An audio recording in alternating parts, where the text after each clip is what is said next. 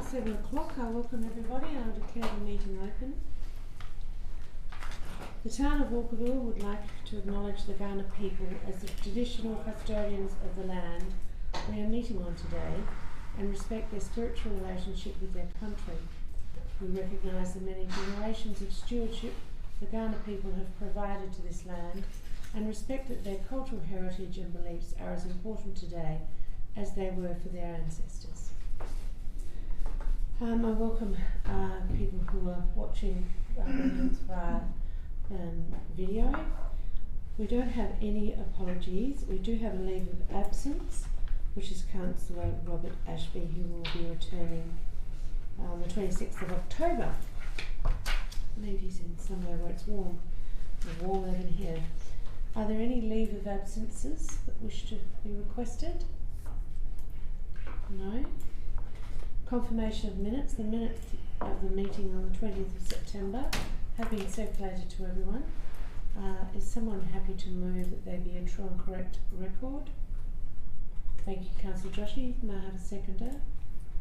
Councillor Flannan. All those in favour? Thank you, carried. Are there any declarations of interest? Yes, Councillor Wilkins. In item 14.3.3, Mayor Fricker, I have a perceived conflict of interest. I own property in the area of consideration. I will stay in the room, participate in debate and vote on the matter. Thank you, Councillor Wilkins. Councillor Williams. Thank you for being the same for me. 14.3.3 as I have investment properties in Vale Park. Once again, declare a perceived interest. I will remain in the room and vote, and also on 19.1, the confidential items, Smith & Fuller, perceived conflict of interest again there, as I've always declared. You're as I live next door, and once again we'll remain in the room and vote on that. Thank you, Councillor Williams. Your Worship, just before we Furlan. move on to Councillor Furlan, Councillor Williams, can I indulge and ask if you wouldn't mind filling in your conflict form, and if anyone else does too, just so we can ensure that the minutes accurately reflect the declarations as made. Thank you. Councillor Furlan. Yeah, ditto with agenda item 19.1. I have family members who have an interest in some commercial properties near that site. I don't perceive there is any issue in me remaining in the room and voting accordingly as in the past. Thank you. No more? Right. Oh, Your Worship, no elected member. My apologies. I do have an interest. I have a section 120 interest in agenda item 16.3.7, specifically the CEO Performance Review Committee minutes. My interest is clearly as an employee of the council, and also noting, Your Worship, that on the 24th of September, in which the meeting refers to, I was not in attendance.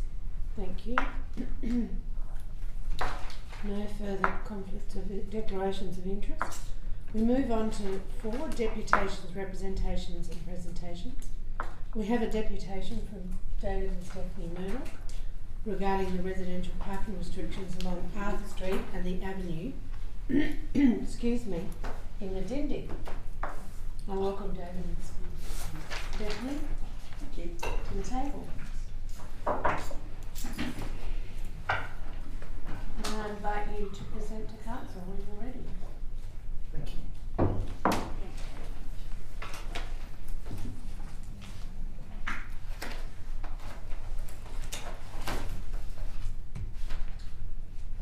It's not as big as thank you, the Mayor, CEO and councillors, and thanks for considering our deputation.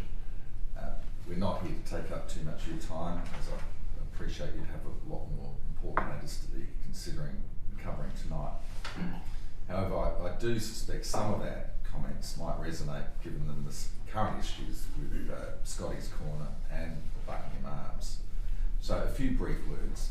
We actually want to preserve the character and amenity of Medindi as far as possible. We've we've lived at Arthur Street, Medindi, for 17 years, and Steph's family home was actually on 16 Hawkers Road until mother passed away 3 years ago. Further, Steph and her sister attended Wilderness, as did our daughter and 5 nieces.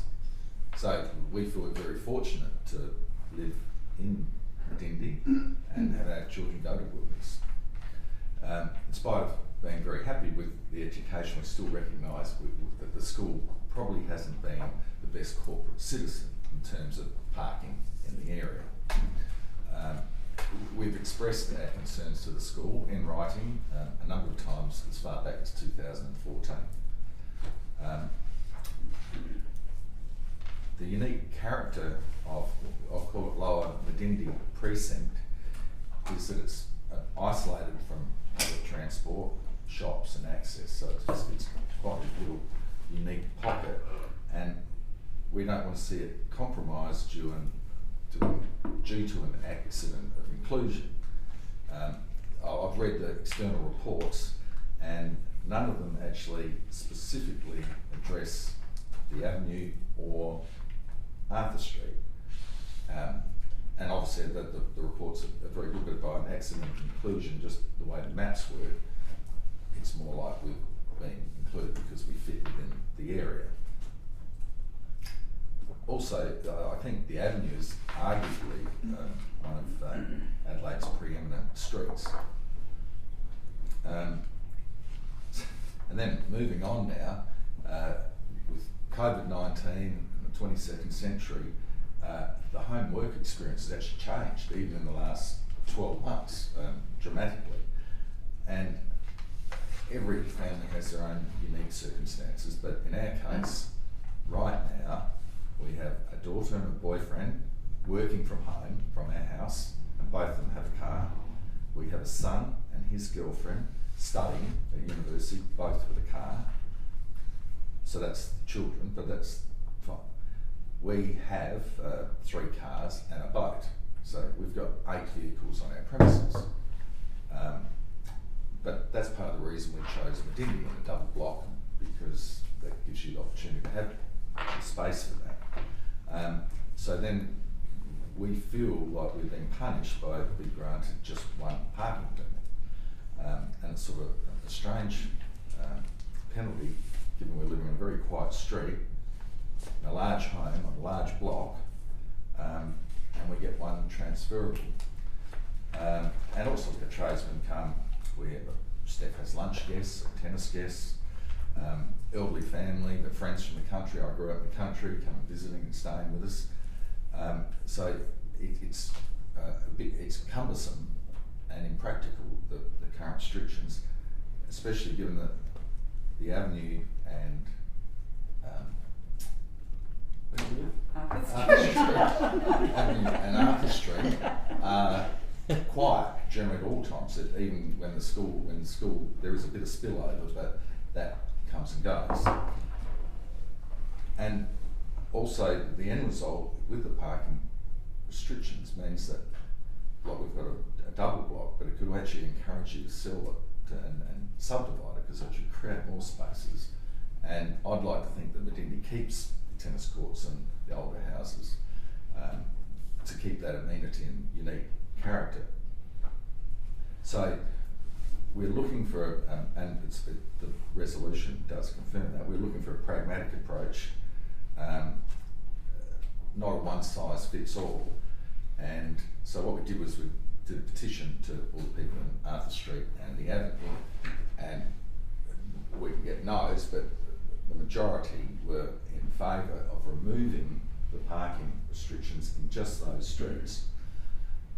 So that way there is no issue for the residents.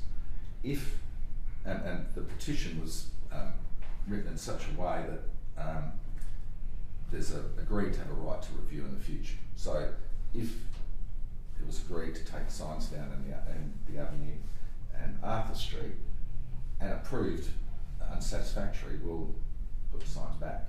But at the moment, we don't have a parking issue, and the Avenue doesn't have a parking issue.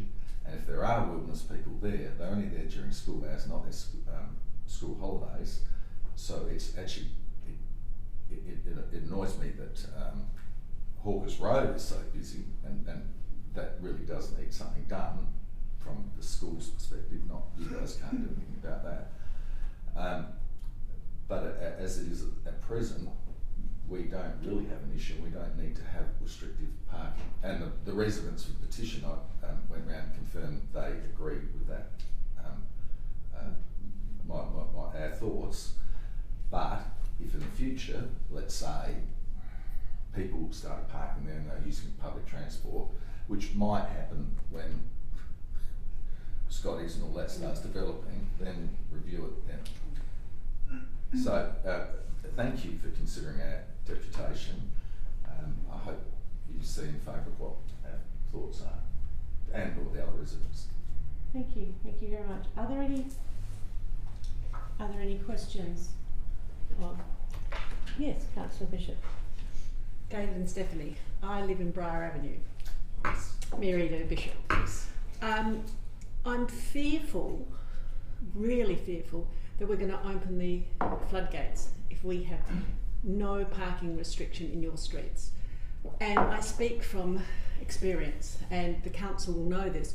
We've had horrific problems in Briar Avenue, and we have come to the conclusion, or we have no parking on one side during school hours. Yes. You're aware of that? Yes, I've read all the... Okay, so what that has done now, and it works very well for those people down at that end of Briar Avenue.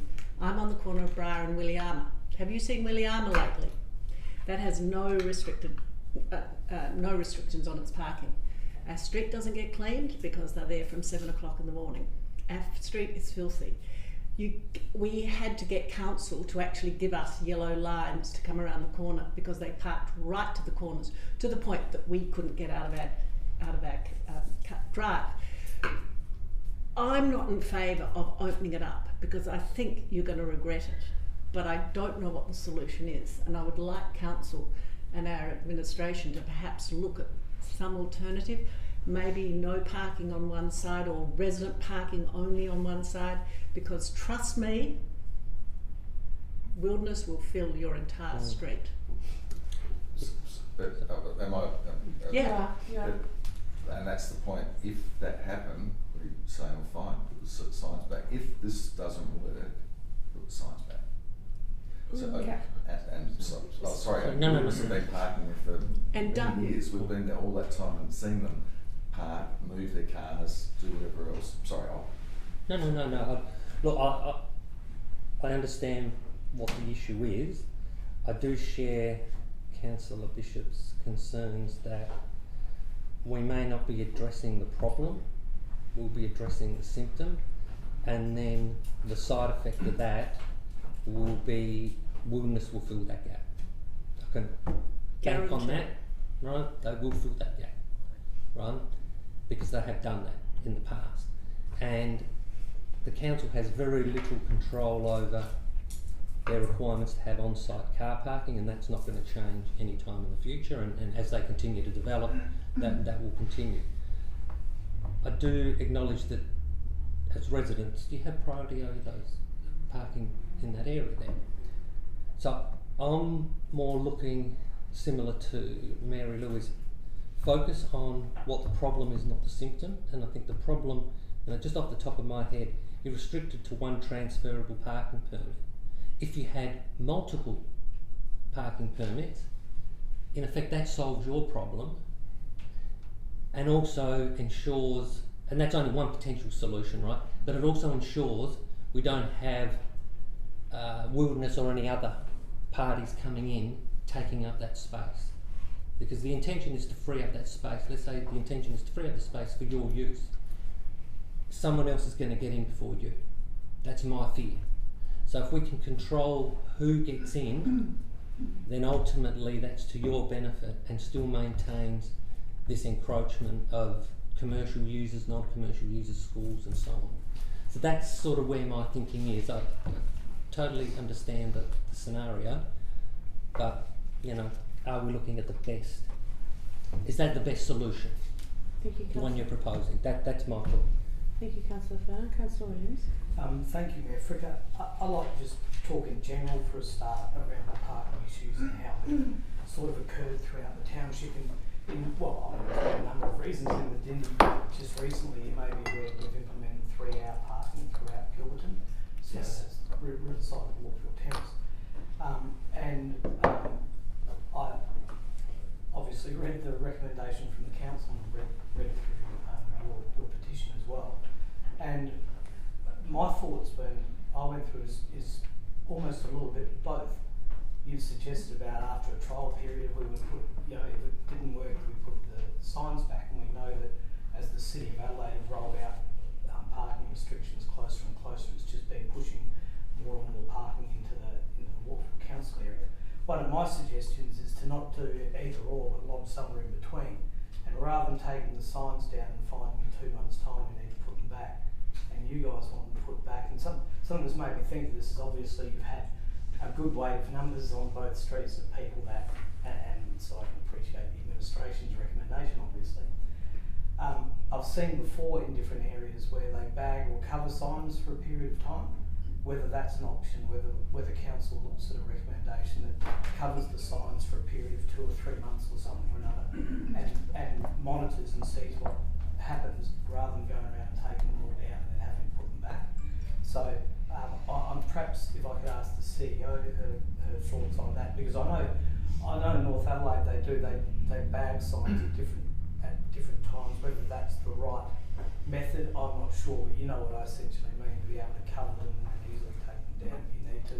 And if a real problem hasn't occurred after a period of 3 months or whatever we set that period of time at, well then we should probably consider taking the signs down.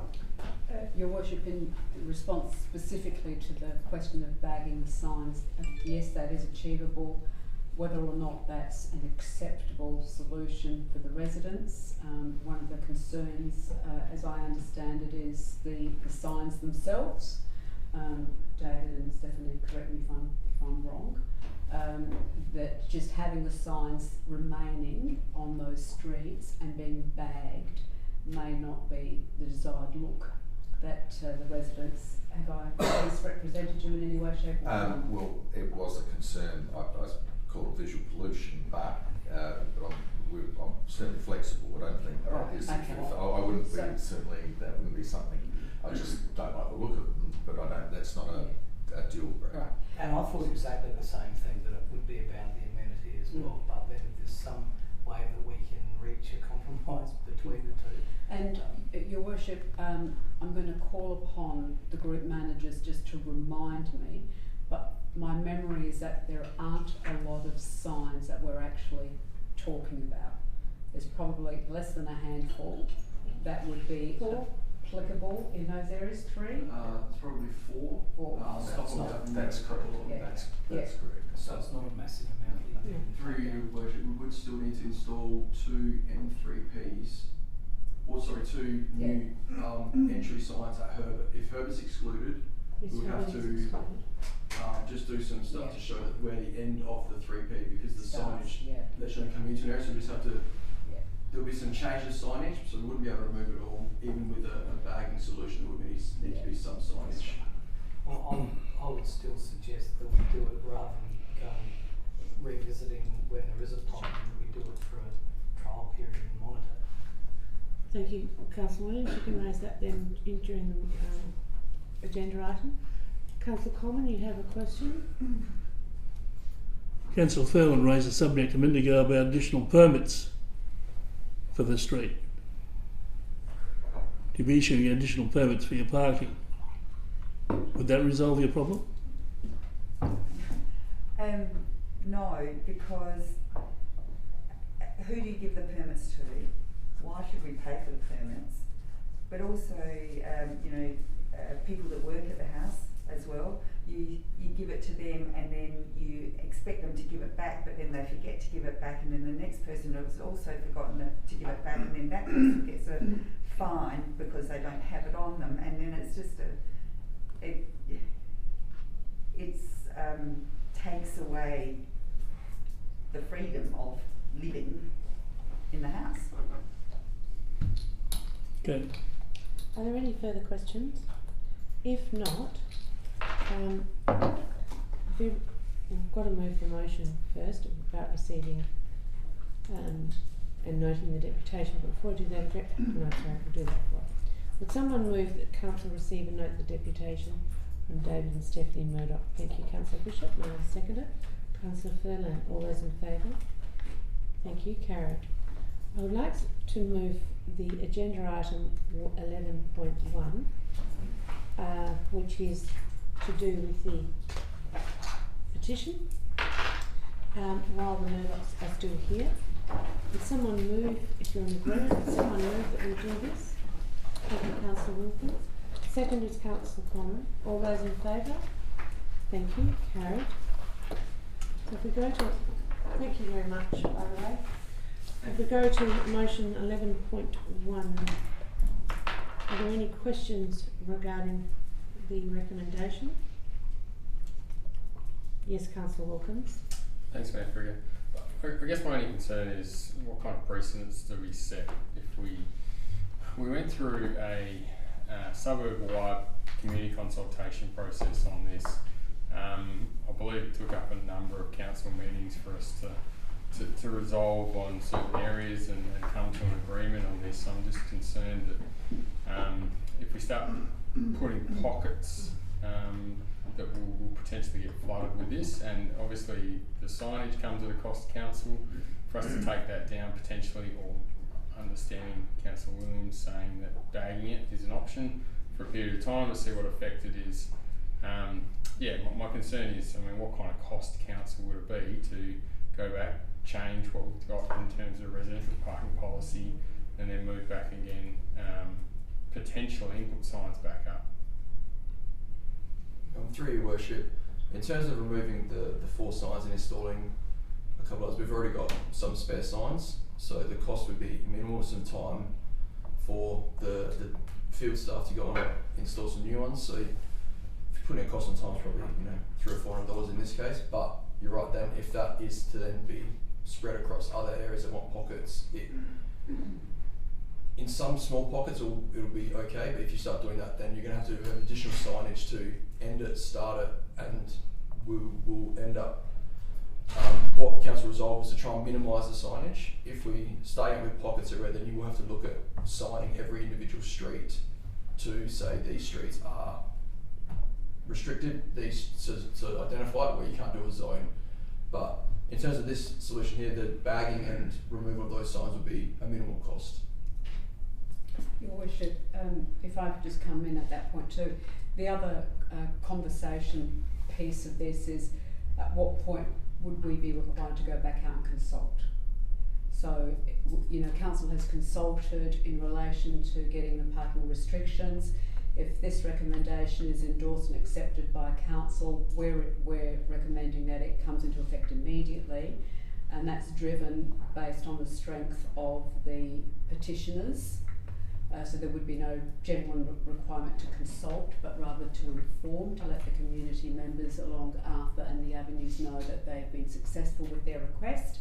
However, if there was going to be an alternate solution, whether that's bagging or some other mechanism, then I would suggest that we'd probably have to go back out and consult with those residents, just to let them know what the intention is and what council is planning on doing. So that's just for consideration. Now, that's not a cost to council, but it's a time issue for council to consider. Councillor Farr. Has council looked at alternative options? Like looked at this issue where we're trying to resolve a problem, and what options exist other than just removing the signs? Because I think the general feedback is it'll set a precedent. So how do we manage that? And how then do we explain that to multiple other streets that it applies to this but it doesn't apply to you, which that'll be a case will be a difficult one to manage.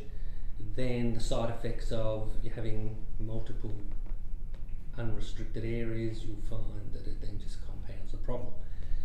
So has council had the opportunity to sit down and have a look at, okay, what other options there are to achieve the outcome, and what do those pros and cons, looking at. I'll start answering the question, Your Worship. No, we haven't, and we haven't on the strength and basis of the deliberations that Council has had in the chamber leading up to this point. So we've had a number of surveys and reports undertaken in relation to this matter, accepting the Mr. and Mrs. Murdoch's statement that they had made as part of their submissions, and also what we heard today, that the reports prepared by GTA did not originally mention or recognise Arthur and the avenues as streets that required or had an issue concerned. So, taking that aside, we haven't explored any other options other than what has been presented to us, because that's the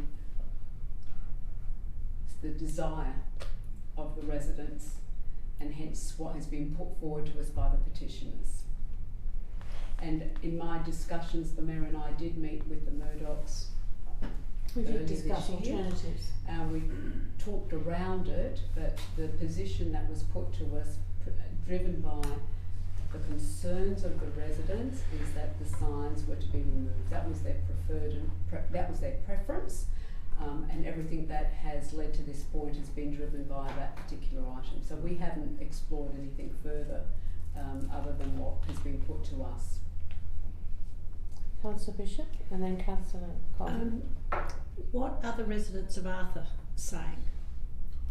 Well, are they staying on? It's in the petition. Well, not entirely. Most of them are Herbert, aren't they? No, there are not Herbert. So is this going to affect Herbert, No. Arthur, and No. only? So why doesn't Arthur want it? No, Arthur wants it. Or why doesn't Herbert? Because they have always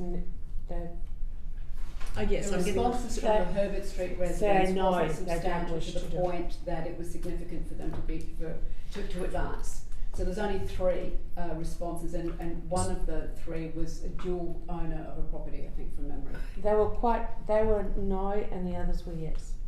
So Arthur wants and to the stay avenue as they are. Yes. no, they don't want the parking restrictions, but Herbert wants the parking. Herbert wants the parking restrictions. Yes. Right, Yes. that's what I thought. So Herbert's still on 3 Yes. Yes. Yes. And it's, But Arthur's doesn't wish to be, and nor does the avenue.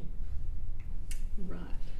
And Your Worship, the group managers just asked me the comment about, could we talk about the voucher system, reminding that we did go out for consultation on the revised parking policy, and in the revised, and that's picking up Councillor Coleman's and Councillor Furlan's comments about extra vouchers.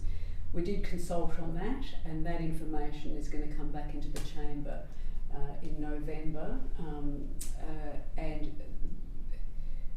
we may have to consult again on that, because we don't think that the community generally had an appreciation of what messaging we were trying to get across. But the draft revised policy did talk about the booklet, the voucher system, which would offer booklets of 20 for $1 yet to be determined. We did sort of consult on whether or not the community would accept $50 for a booklet of 20, or whether that figure had to be something different. In the chamber, council did talk about whether or not that should be at cost, or whether that should be at $50. So that has yet to be resolved in terms of where the voucher system sits, but that potentially can address concerns of some residents as it relates to not enough parking permits being made available in restricted parking zones. But that's November, before you even start to consider what that's likely to look like from the community perspective. Councillor Coleman had a comment, and then Councillor Nenke, and then Councillor Joshi. The reason we introduced this was because of the blocking up the streets with different types of traffic, people parking, going to town, buses, whatever. So we did a survey, and at the end of the day we came out with this, and we stamped all the streets in certain areas for 3 hours. There's going to be anomalies, and this is one of them, where you've got attached streets, Herbert Street attached to the avenue and Arthur, within the same area. One says yes, we want it, the other two say no, by a majority. In Arthur Street you got 11 out of 14, and the Avenue 7 out of 10, saying they don't particularly want the signs. Well, they've lived under the other regime for many years, where they could park all day, etc. Now they've had this one imposed on them, and they've taken a dislike to it. They're the ones that are living there, and they should know. And as I said, there's going to be anomalies like this crop up, and we have to treat each one individually. But this one, I think, warrants allowing that to go ahead. Thank you, Councillor Connor. Councillor Nicky.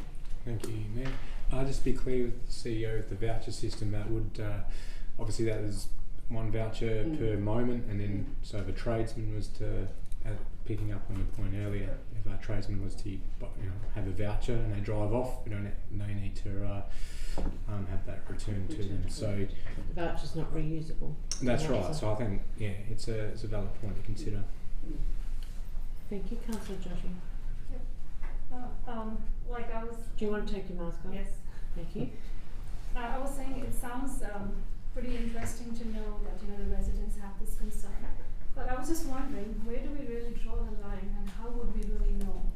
You would be placing some residents in one street, and we probably do the signing and the marking, and we'd find a solution. But then you'd have another street that would be unhappy after some time, and maybe they would not voice it. How would we know? Is there some kind of, and there are so many schools that we have around, and I'm sure there are issues in the other schools. If we have St. Andrews and we have in Walkerville, I think there is more concerns around those streets. I don't know in the past if we've got anything from them, what's really happened. We've come with a solution. Even there, the parking limitations are there. So how are we going to make a solution? Do we have a standard of how we do it? It's just going to be pockets that we're going to please, or there is a standardization of what we can do for people who live around, who basically want to park their cars. But Your Worship, as you know, and all the elected members know, parking is possibly one of the most complex issues that we have to deal with. Yes. And I know that might sound funny for people who are listening in and watching, but it consumes our lives. It really genuinely does. And we will never get it right. That's a fact. We will never get it right. We're going to please some people and not others. Council's position in the past has always been to generally consult widely with its community and undertake the necessary traffic surveys required to arrive at a uniformed decision. And we have done that in the lead up, and we just didn't do it overnight. Parking around Medindi and Gilberton is a 3-4 year old issue that we've been going backwards and forwards. So Council generally chooses to make decisions that are uniform decisions that apply across the whole of the township. However, residents are advised by administration that if they remain dissatisfied with the decision of Council, then they can seek to have that reviewed. And the best way for a resident to seek to have a Council decision overturned is to proceed with a petition. And that petition, in order for it to get any value from Council's consideration, is to ensure that the respondents have a significant number of the residents of a particular street. And that's what's happened here. So to answer your question, Councillor, there is nothing to prevent and stop any other street in the township where there are 3-hour parking restrictions from doing exactly the same thing. And that potentially could lead to an example whereby the township is made up of unique streets, whereby some streets have restrictions and others don't. Now that will become an absolute minefield to manage from administration's point of view, and our community safety officer would have to have the most latest technology available to them to ensure that they're monitoring the correct streets at the correct times with all the different types of restrictions. And that's something obviously I want to avoid, but we also recognise and understand that the residents do have a say, and Council has made a point of recognising that and encouraging that. Yes, Councillor Nicky. Thank you, Mayor. Just one more it's more of a question rather. Receiving petitions is great, but do we have a duty as a council to actually go out and actually do a formal collection of information per house and maybe providing some extra options that they could consider, such as 1, the permit, or 2, bagging the like just doing a trial and see what comes back. I would have thought we should formalise it with our, through council anyhow. Yeah, Your Worship, absolutely, Councillor. And in terms of your question, do you have a duty? It's to what extent do you want to be informed? So you can resolve anything. If you choose to go back out and consult, Councillor, you most certainly can do that, but recognising that we have implemented 3-hour parking restrictions, we've given the community 6 months' notice or thereabouts to be prepared for this. So if it's specifically in relation to these streets, then that might be an issue for you to be considered about, and that was my point about consulting. At what point do we need to go back out and consult, particularly Arthur Street and the avenues, if we do anything other than remove the restrictions, which is what the community the residents along those 2 streets have requested, and what this recommendation is promoting. If council was to resolve to do anything different to this, and that's not necessarily to retain the restrictions as they currently are, but if it's anything different to this, then there is I've suggested that we may need to consider consulting further with the community of those streets. Just those streets, yes. I would say so, Councillor. I'd be... Unless you were looking at broad... No, I think the petition came from those streets, so just to ensure that, and to be absolutely clear with the residents that they fully understand the information at hand, that we should be at least making sure their vote is what they believe it is. Okay. We have a motion in your papers. A recommendation. Recommendation. Does anyone wish to move that recommendation or reword parts of it? And just to remind elected members, the recommendation specifically talks to removing the restrictions as per the petitioner's request. Yes, Councillor Bishop. Are we going to put a time into this as to how long we review this? 6 months, 12 months? Or do we leave it up to the residents to come back to us? Because I'm going to vote for it, because it's going to take the pain off us. Because everybody will move down there to park. I'll have a clean street for the first time in a year. Your Worship, in response, if I can assume it was a sort of question, yes, the recommendation put forward by administration does not have a review period attached to it. Should we? And the reason it doesn't have a review period attached to it is I'm not out there on a daily basis, and so if the residents of Arthur and the avenues reach a point where the parking from the school is such that they want the restrictions back, they will let us know. Okay. That's my recommendation to you. Yes, Councillor Williams. Thank you, Mayor Fricker. I've listened to everyone and still come back to my original thoughts that apart from one part which the CEO suggested about advising more so rather than consulting, and that would be to, and I'll use a nicer term than bagging, cover. Bagging suggests perhaps some hessian or potato sacks. That's what I was thinking, in visualising, I must say. It would not be pretty, so essentially what I'm just trying to think of the wording that I would want to put in there, but it's essentially to cover the signs, advise the residents of those streets, and monitor for, it's the only thing I'm thinking of the period of time. I was thinking 3 months, but the problem I have with 3 months is half of that 3-month period is going to be during school holidays. So I think we would probably need to monitor for 6 months, and if we got feedback during that period of time, significant feedback that's similar to what Councillor Bishop is suggesting, that the residents of those streets will say, look, this is terrible, give us the signs back. It's just a matter of taking the covers off. And if it doesn't, and we don't hear from the residents in that area, perhaps this may be another tack that council needs to use regarding parking more widely as well. And as the CEO suggested before, we had a recent report on car parking issues in the Medindi area for Walkerville going back to 1970.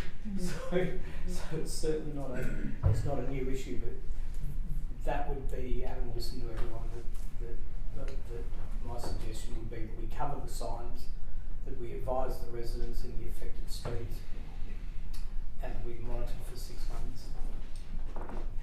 Would you like to move in then an amendment to this motion? Yeah, I was just thinking where I put it. I guess I was thinking whether it's You've easier got to copy this down to so you put don't it, move in case the amendment gets lodged. I'm It's not an guessing. amendment. Hmm? It hasn't been. It hasn't been moved. No, but in case we want to go back to the original motion. I understand that, but we don't want to do... It may not need to be. What I'm thinking is putting another point in between 4 and 5. I think, correct me if I'm wrong, that we put in between 4 and 5. I'm just trying to think. CEO, perhaps you might like to help the best place. Just bear with me, Best councillors. place to put it. So I'm thinking number 2, Your Worship, in response to the feedback received from the affected residents, temporarily revokes the 3-hour parking restrictions to Arthur Street and the Avenue Medindi, where it says removes, for a period of 6 months. covers all 3-hour restricted signage in the street for a period of 6 months. 3 disappears. The reimbursing residents will have to, that's a tricky one now. Well, it is, because if they're, Yeah. Well, that will have to disappear if you're going to revoke it for a period of time. Sorry, Your Worship, Councillor Wilkins. Do we want... Sorry, Council... Sorry. Thanks, Mayor Cricket. It's just, it's not necessarily a suggestion. Do we want to put some kind of measure in there about, okay, we review in 6 months, but what is our measure? How are we going to say whether that is the way forward or not? Do we go back to our constituents, the residents, and say, is this working for you, yay, nay? And is it a 50-50, is it a 75% pass, or? And I wonder whether rather than 6 months we go to June 30, so that the refund of, we don't have to refund, and then if they do want it back, they don't then have to reapply. So why don't we make it 30th of June? It's a little bit longer than 6 months, I understand. But then it means we refund the money now. Then if they want it back on the 1st of July, the signs, the covers are removed, and they apply then for the permits. Does that make sense? It's just a bit neater, tidier. Well, that's the thing. When I was reading through as everyone else was talking, thinking, how do we get that in there without being too clunky? I think that would be the easiest. Your Worship, sorry, I've just in terms of Councillor Conrad's question, Group Manager asked me the same question. Yes. Sorry, Councillor Conrad. I'm not sure if that's an elevation. An elevation or a demotion. CEO Kiki. Her. Yes, my intention would be at the end of the review period that we would go back only to those residents on those streets, and a very simple flyer. You've had the restrictions for this period of time. Is it working for you? Is it not working for you? Would you support a continuation, or do you want to revert back to? And in terms of the numbers, it would have to be a significant number. So it would have to be similar to the numbers that we have received from the petitioners to date. And the review period, I think if you take it to the 30th of June, that would be perfect. And also noting that during this period of time, no resident along Arthur or the avenues would be entitled to any form of permits. So that's just recognising No. that there's no voucher. If council was to introduce a voucher system as part of the revised parking policy, noting that you haven't considered that yet, that they would not be entitled No. to receive them because it's there not are no parking. parking restrictions on those streets, notwithstanding that there was, but we've just temporarily removed them. Yeah? Yeah. Right. The motion is up on the screen. I can't, can we make that bigger or something, because I can't actually read it.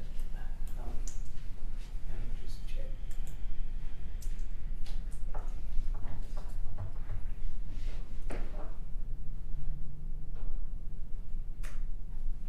Do I go down a bit? So Yeah. you ready to go down, everyone? But I'm not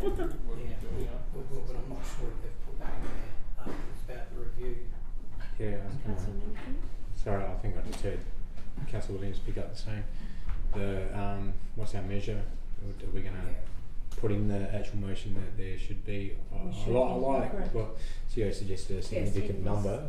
Should we almost set a target like Majority. 75% or something like that? There has to be, and a non-vote is actually we'll take that as a satisfied with the current. You know, A if people simple don't a vote. survey. Yeah. You know what I mean? Like, I think Yeah. so. We're clear on the terms of the return from the survey.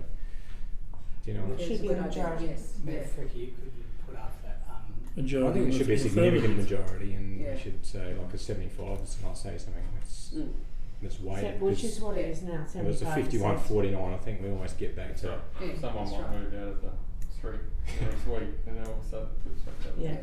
So, and conduct a survey. and conduct a survey Conduct a survey with the affected with the residents on Arthur and the Avenue, Street and the Avenue. after this period of time, obviously. Seeking feedback or seeking.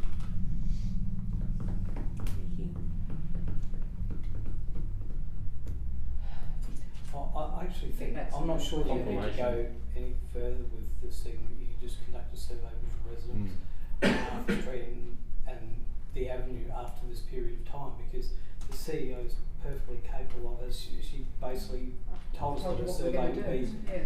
5 minutes ago. I'm confident that the CEO and administration are able to devise the survey. I don't think we need In the to. month of June. You want to do it before the end of the year, financial year. I guess they just ask the CEO if she feels that gives her enough instruction. Oh, absolutely. Thank you, Councillor. And point 4 has to be modified because it says it's going to take time to remove the signs. Well, we're not removing the signs. That's right. Just take that whole line out. Yeah.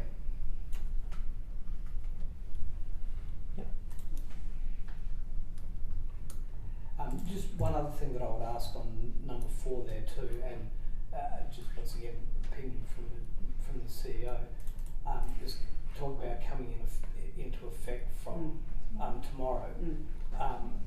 Would it be better to do it from the 1st of November? Your Worship, that's really just to signal that that Council's listened, and has applied, so that the residents on Arthur and the Avenue could be assured that there won't be inspectors going up and down their street tomorrow. And the only reason I said it a little further on than that is obviously one of the instructions is to cover the signs. Well, also, and where previously I had a noting that the 3-hour restricted signs will take some time to remove, you could say noting that covering of the 3-hour signs will take some time to implement, but I doubt it. No. I mean, it would Take a take week. half a day, would it? Through your worship, we'd have a temporary cover up probably in the next couple of days, and we'd have to look at a more, if it's going to be for 6 months, we'd have to look at a more robust solution. We'd be able to cover them with sort of the blank core foot or something like that, but we'd have to then invest in some sort of proper cover to make sure the amenity's there for the period of 6 months. Thank you, Ben, because I didn't like what you did in Briar Avenue. That was a test. Yeah. I noticed it and I didn't like it. Yes, Councillor Just a Menke. quick question. Is it just for sign, is it? Could we just remove, not leave a sign post, the pole, but just take Take a the sign. sign We've done off? that Is previously, Your Worship, and we've had complaints. Oh. Through Okay. worship, in the case of, I think both of those are kind of glued plus screwed into the stow Okay. poles. No, that's, I was just So there's no thinking pole. I one think, I don't think those, the avenue might have poles, but I think, trying to remember Arthur, we try to use stow poles where possible to try and minimise the amount of posts. Fair enough. Right, would someone move the motion if you're happy? Councillor Williams, seconded Councillor Nink. Councillor Joshi. And I'm assuming we don't need to put anything in about the covers not looking too ugly. No, I don't. Yeah, okay. That's a bit. All in favour?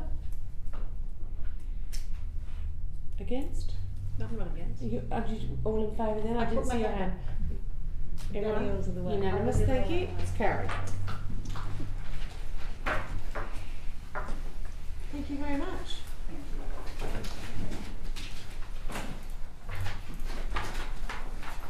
Thank you for your time and consideration. Alright. Pleasure. We now go backwards to the Mayor's Diary.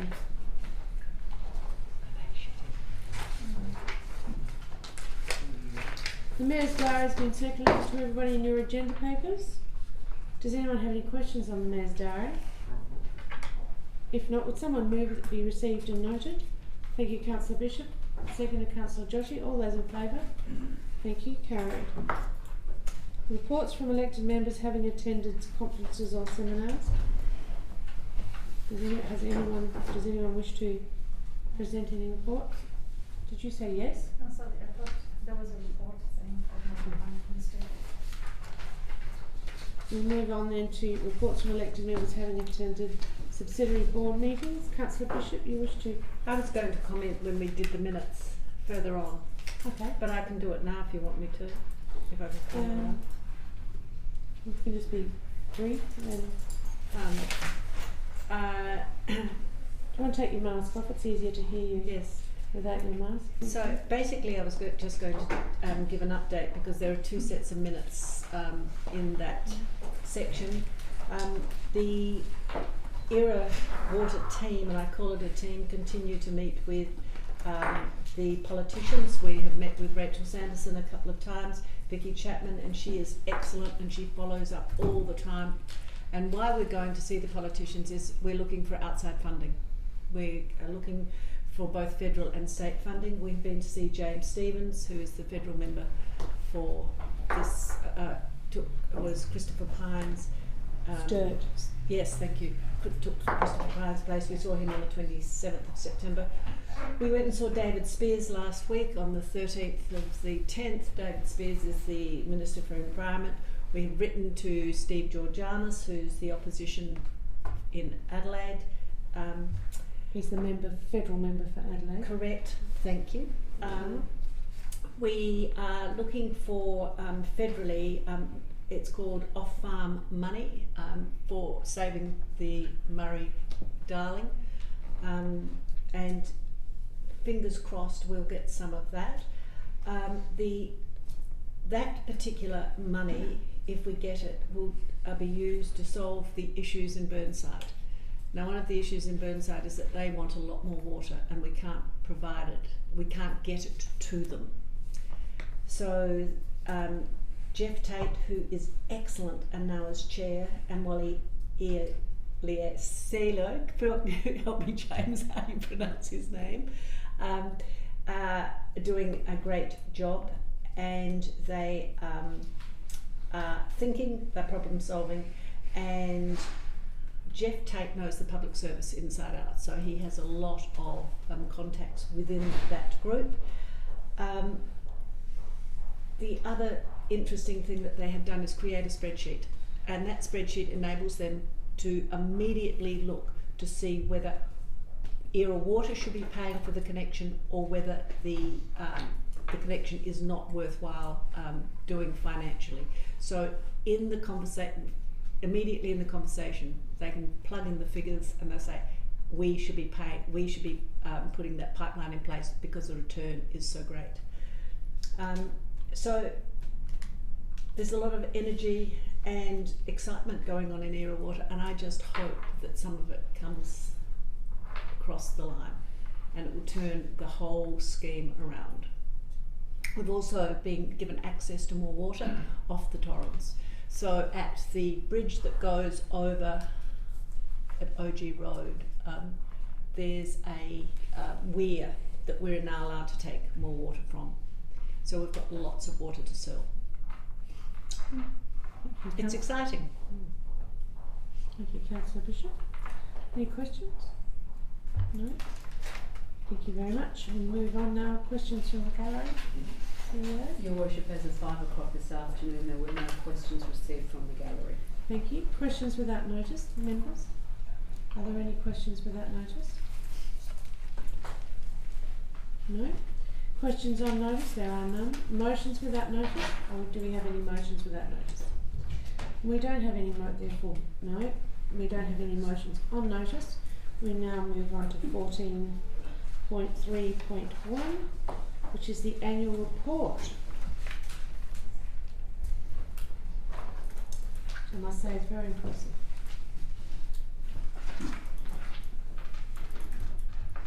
Does anyone have any questions regarding the annual report or any comments? Very comprehensive. Thank you, Councillor Coleman. Yes, Councillor Joshi. The report looks good. It's quite well presented. I must say I quite enjoyed reading through many of the things. It's quite nice. No comment, then would someone move the Your motion? Worship, before it's moved, I just want to, recommendation number 2, I just want to highlight that we're still waiting for our audited financial statements, and it's highly likely that the matter will have to be dealt with by way of a special council meeting, Your Worship, because if we leave it until the November ordinary meeting, it may be a bit too late for us. Fine, thank you. So we'll just have the one agenda item. Fine, if we have to do it, we have to do it.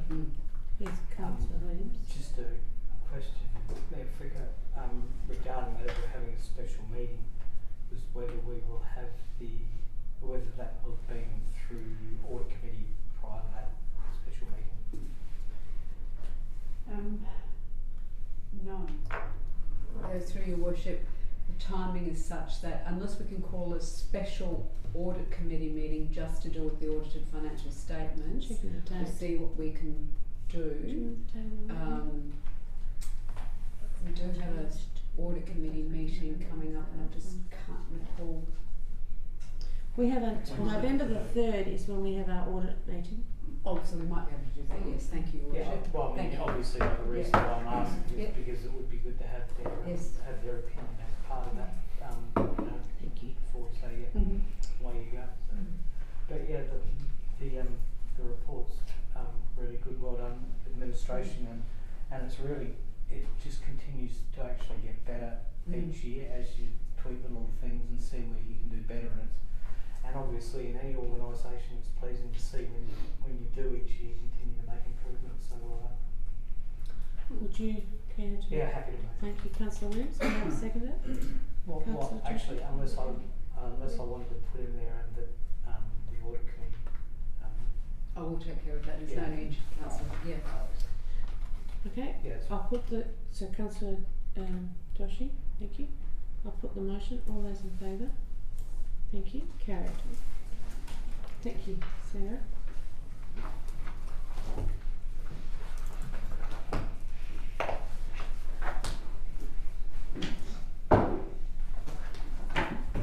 We now move on to 14.3.2, the Budget Review 1, 2021-22. Does anyone have any questions regarding the Budget Review 1? Just shifting from one allocation to another allocation. It's not increasing or decreasing. Happy to move the recommendation. Thank you, Councillor Williams. Can I have a seconder? Councillor Furlan, thank you. All those in favour? Thank you. Carried. Sorry, I have one question regarding the annual leave and long service leave, which was just touched to that. Sorry about that.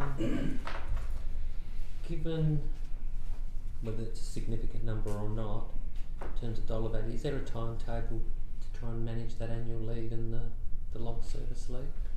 Your Worship, annual leave most definitely, long service leave no. Okay. So I think with regards to the long service leave, there is staff who've been here for a reasonable period of time. That's there. It is funded, long service leave. So we try to manage the leave that we have authority over.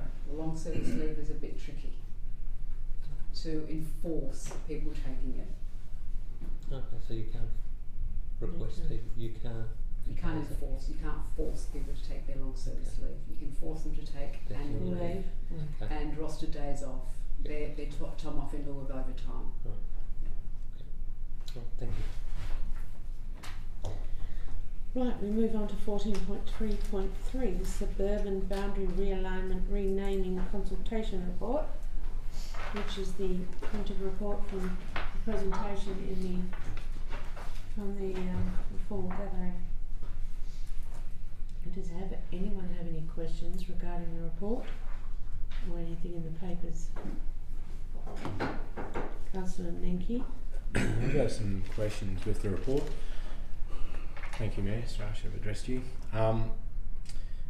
Just reading through the report, I was curious where it said there were an additional 39 hard copy submissions which were classified as incomplete due to instances of skipping a question.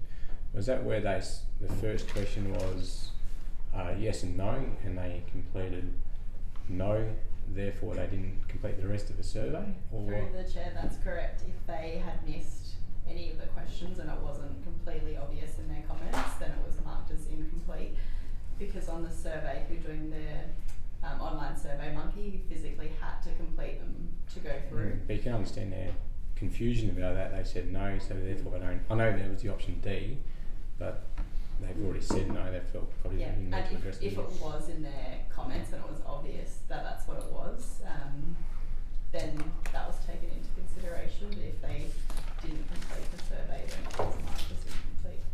Okay, so that could have had a bearing on. I mean, in the way I look at this is, are you in favour of the suburb alignment or renaming it as 49% no, 51% yes? That could have had a bit of a bearing there and brought it a bit closer. Another question as well, 2 paragraphs after that one, was just to do with the lack of information where an elected member moved a motion of notice. I'm just wondering, maybe in the future, can we, that to me is information. Where did it come from? So that was probably like the Kickstarter, so we probably should address that. And the other thing as well, I did raise also about the school boundaries, which I really would have liked to have been in there, because there's a number of, if we went through the themes, I think that was brought up during a workshop. I think there was a theme there about the opportunity of now being brought into the Adelaide High Zone and et cetera, where that wouldn't happen. So they probably voted yes. However, that's an incorrect vote. There was a perceived lack of knowledge around that. Again, that would bring, if they weren't coming into a new zone, you could almost argue that it should be discarded because there's wrong information. So I look at that, and I honestly, for a 49-51 split on a yes or no, and then when you actually take into consideration that question 2, which of the below options do you prefer? Well, I'm just concentrating on the weighted scores. They're removing obviously duplicates. 14% of people said no. 14% of people voted B, option B. So the 14% of B are not in favour of just A being changed. Well, they prefer B, not A. So I don't think you can go A plus B plus C. I think it's 26, 14, 13, and then 46. I think we need to concentrate on the 46 of the vote is not in favour, or to leave it as is. Because again, I think 14, the B is very different to A, and I don't think you can combine the two. And I don't think that's enough to actually be pushing through to the Surveyor General, to me, I think the majority of people have clearly said that it's a no for any change. I think we should just leave it there, and that's So, and I suppose the other question I sort of had with this was going right back to when Councillor Bishop actually raised this. It was purely about the triangle. To my knowledge, it wasn't really the extra over the road, which has really complicated the whole issue. I wish that the survey was purely the triangle, as my understanding was. It is purely the triangle. That's all we're discussing. We're not changing Vale Park. We're only changing the name of the triangle. Your Worship, sorry, could I just correct everybody? You're not changing anything, actually, councillors. Yeah, we're putting it only the Surveyor General can make that determination, and so this was the beginning of the process to ascertain whether or not the community had an appetite for changing the name of its suburb. If there was enough of an interest, we were going to then forward it on to the Surveyor General, which is what one of the two recommendations, is to forward it on and then let the Surveyor General, on receiving the research material that has been conducted, ascertain and determine whether or not he has enough to in fact go to the next stage. He may come back and say, thank you, Walkerville, we've received your information, we've reviewed it, we've assessed it, we're not going to proceed. Or he may very well say, we think we need a little bit more information, and so they're going to conduct their own surveying. So please remind yourselves, you haven't made a decision. You're not the decision makers when it comes to changing. It's just whether we take it further to Surveyor My question therefore is, the Surveyor General could still go out and ask the entire Vale Park to Fife Avenue as to whether that could be renamed Walkerville. So the Surveyor General could actually make that. Through you, Your Worship, Councillor, the Surveyor General will not just ask Vale Park. The Surveyor General's process is an all-encompassing process. No, but the boundary alignment, that one of the options will be, as we put it in our survey, to be one of those options. Oh, possibly, yes. But that's what I'm worried about, because I look at the history of Walkerville. I think Vale Park's got its own history. It was like 1960-ish that they became the suburb. Walkerville was 100 years before that. I think there's history there, and we've got our own heritage policy that we put a lot of strength into, and I think we can't forget that the very history of what Walkerville is, the subdivision pattern, the old big homes that we've got, they're very different to the 1960s 300 square metre allotment that exists on the other side of Ascot Avenue. So I'm really concerned that we are blurring this, and I'd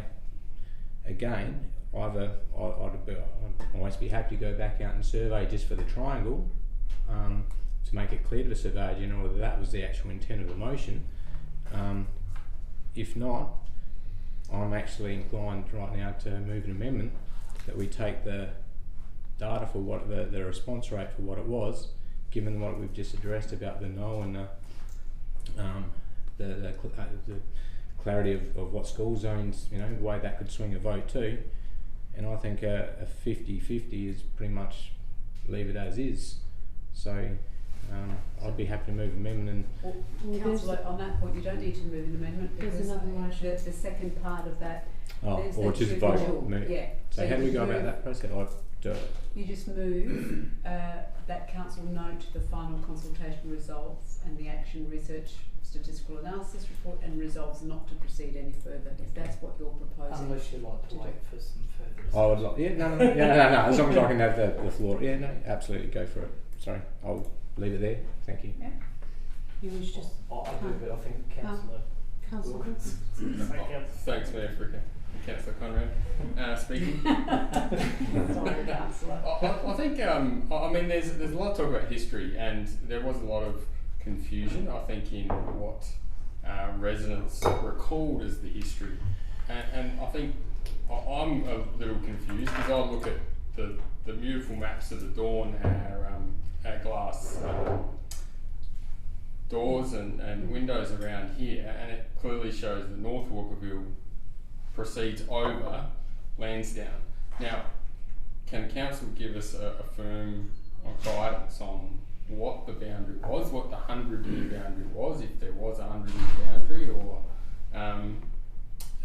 along those aspects? Because again, with Councillor Nenke, just back on Councillor Nenke's remarks, I think we have blurred the lines of what the original motion was, and that being said, I think with the widening of the consultation, I do have a problem a bit with how we've weighted it, because as I don't feel like I should have a say on, or as a resident, have a say on the parking in the avenues, just as we considered. I took what that resident took or provided information on as an elected member to provide my vote.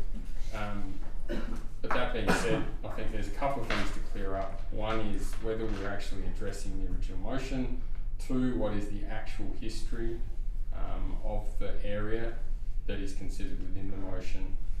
And three, whether we should be waiting for something that clearly affects some in the community more than others. Through your worship, with regards to the boundary of North Walkerville, that was all in the detailed information in the report submitted to the Chamber back in April. But for recollection, North Walkerville Estate effectively was from between Ascot Avenue, Lansdowne Terrace, and then slightly encroached over in parts towards Burlington. But that section was absorbed into Walkerville at a later date. Thank you. Councillor Williams. Thank you, Mayor Friggers. So I guess the history there is that Walkerville has absorbed some part of that previously, but similarly to the other comments, rather than the unweighted up for here, 61% have said they'd support a change, but they're not unanimous about what that change is. So similarly to the way we read the numbers, I agree with Councillor Nenke and Councillor Wilkins. The other thing I thought as I was going through this, and once again saying about the original motion is,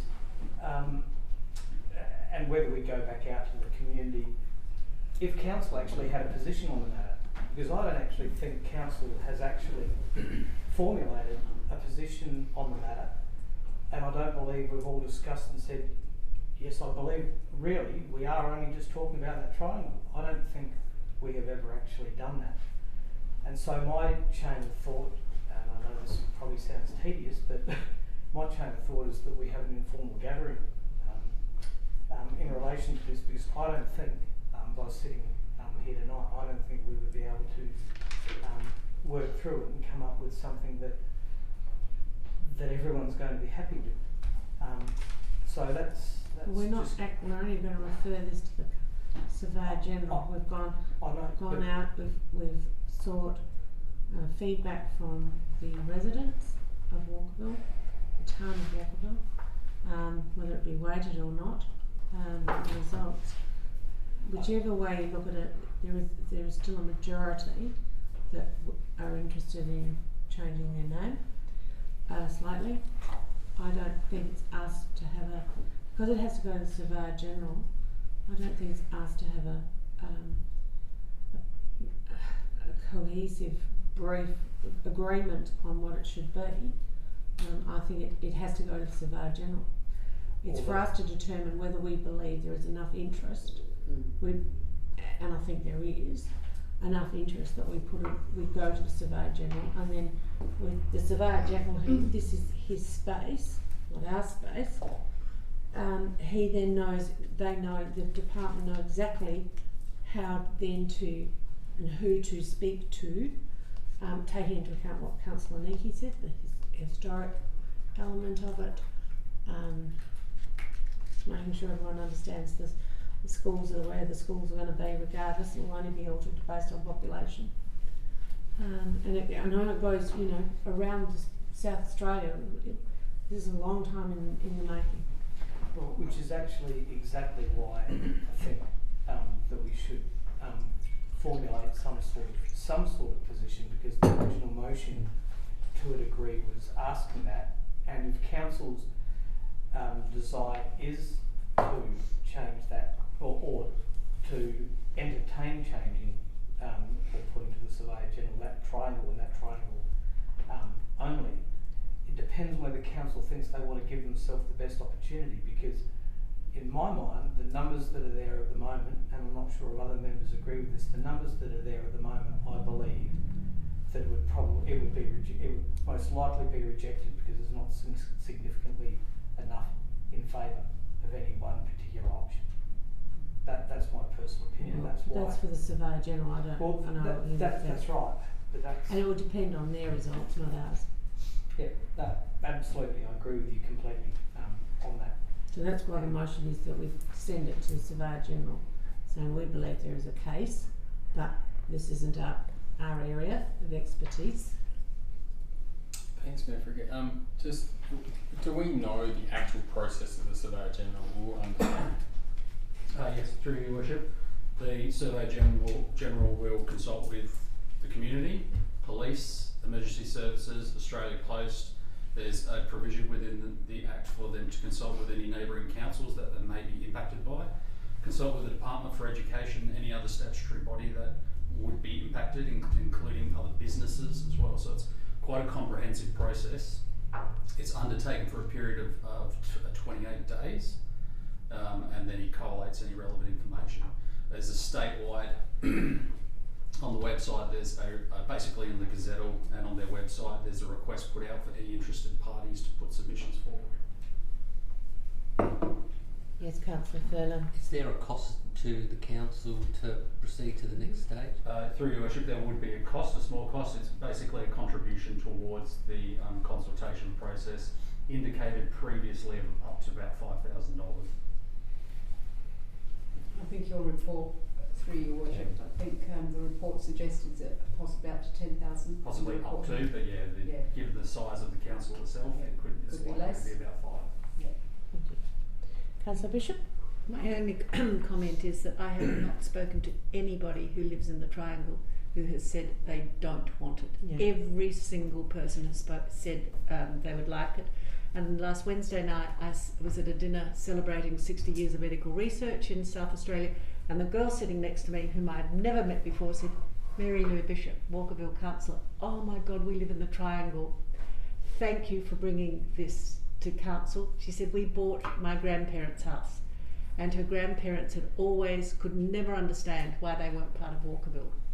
And it happened in her grandparents' time when the shift had gone from Lansdowne, which was the main thoroughfare out of Walkerville, across to Ascot Avenue, and that's how the change. They always wanted to be part of Walkerville.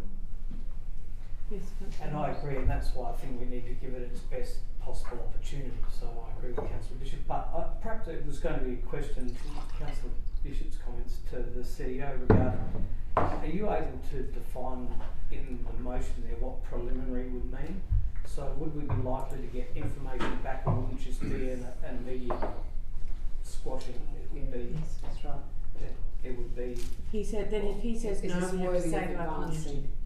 Yeah, Your Worship, that's exactly right, Your Worship. It would be, here's the information that we've collected. Based on the information we've collected, is this enough for you to advance, yes or no? And he'll say. Well, he'd be asking us if it's enough to advance. We would be asking the Surveyor General. And the Surveyor General then determines. Oh, sorry. See his preliminary. Yes. Sorry. Yeah. Sorry, I read that. Yeah. I read that wrongly. I was thinking that it was he would give his preliminary feedback. No. So, yeah. Sorry. If there's no further discussion, would someone like to move the motion? I still have a point that I strongly believe that this survey, and I'm a little bit with Councillor Williams as well, I mean, whether it's a workshop or not, but I still believed it was the triangle that we were discussing. I feel that we are taking a fair gamble here, that if it does go to the Valuer General and it goes back out to survey, it could end up being right across, and I'm 100% sure that's what the majority of residents are unclear of. I mean, the survey response was either North Walkerville or whether it was at Ascot Avenue or whatever it was, I don't feel that this is actually absolutely clear, and I don't think it was the intent of the board when we actually raised this and moved.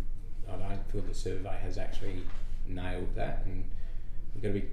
I would prefer almost that we almost resurvey based on the fact that 26% was the highest, which was option A, and if that's what the greater Walkerville and Vale Park can decide upon, then that to me is the strength that we go to the valuer general on, not the 14 and 13%, because I think it's all blurred. I don't think A plus B plus C, they're all very different intents, and it's not. I don't think that B and A would actually agree. I think B wants it right across and A wants it to Ascot Avenue, and I think it's a very different argument. Your Worship, could I just clarify for everybody, please? The original motion, you're absolutely correct. The original motion, which was a motion without notice, I think, from Councillor Bishop, was in relation to that triangle. We were asked to go away and come back with a proposal of how we would explore that. Administration came back to Council, and as part of the public consultation process, we put to you, if you're going to go out and ask the community, do they want a name change, give them some options, because our experience has always been, if you go out with a singular question, you always get responses back about, well, what about this and what about that? So we gave 4 options, one being no change, which Council resolved. Council agreed to ask those questions of its community. Your preferred position was indeed the triangle. So you notwithstanding you haven't formally resolved, you did have a preferred position, but you also were prepared to ask the community on a number of other options, and that's exactly what we've done. So you haven't necessarily moved away from your original position. You could always, as part of this, if you wish to proceed with the Surveyor General, you could instruct us to push forward that our preferred, Council's preferred position, Surveyor General, is for you to solely explore the triangle name change. You could still do that if you want to take that next level, to advance the next level. Alternatively, Councillor Nenke's concern is such that let's go back out and ask the specific question of the community. You can do that as well. Yes, Councillor Fernand. With the $5,000 pay, is that just to get some preliminary info? Like if we send it to him and he comes and will it cost us $5,000 to just get that initial feedback? No, through your worship, the $5,000 is if it proceeds to consultation, that's what the contribution would be towards. So if he comes back and says, he or she comes back and says, no, there is not sufficient data here to proceed, then we've lost. Okay. Right, well, we have a motion up there at the moment. Is anyone happy to move that motion? Recommendation, Your Worship. Or recommendation? There's 2 parts again, remembering.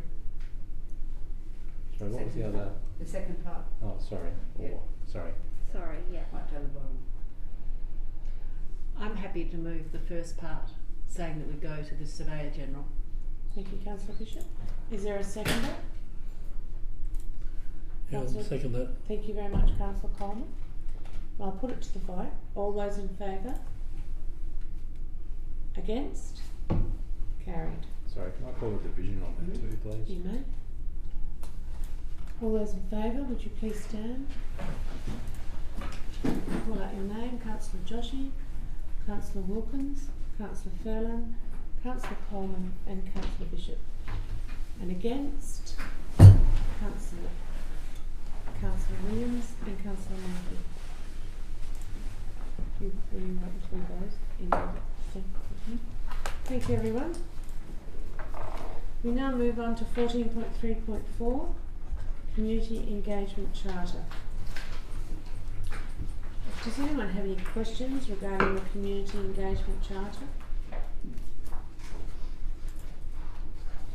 If not, would someone move the recommendation that we write to the LGA to support it?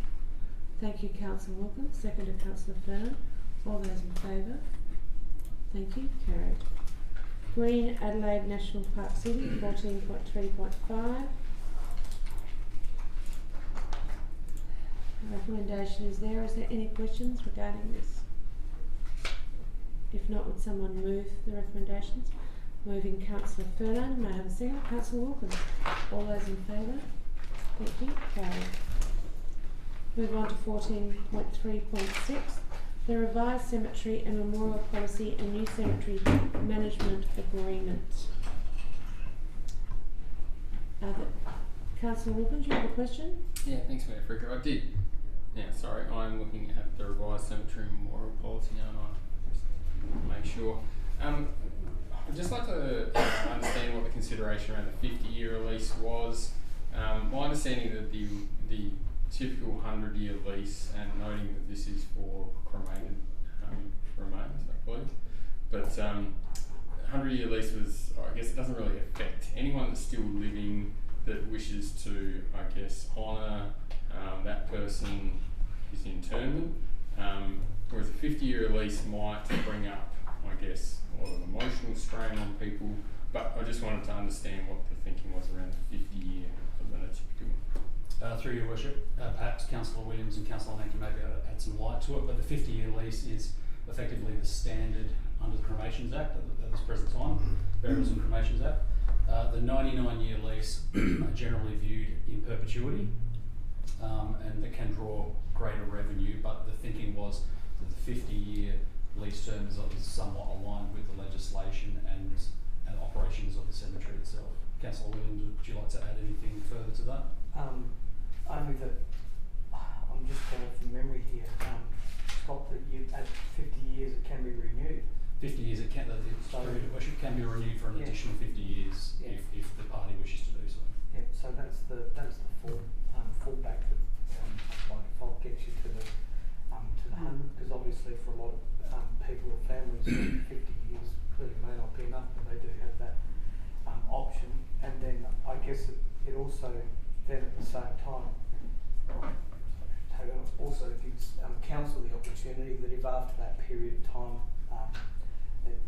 the site or the lease is no longer required, there's not, the opportunity is there for it to be leased. That's right.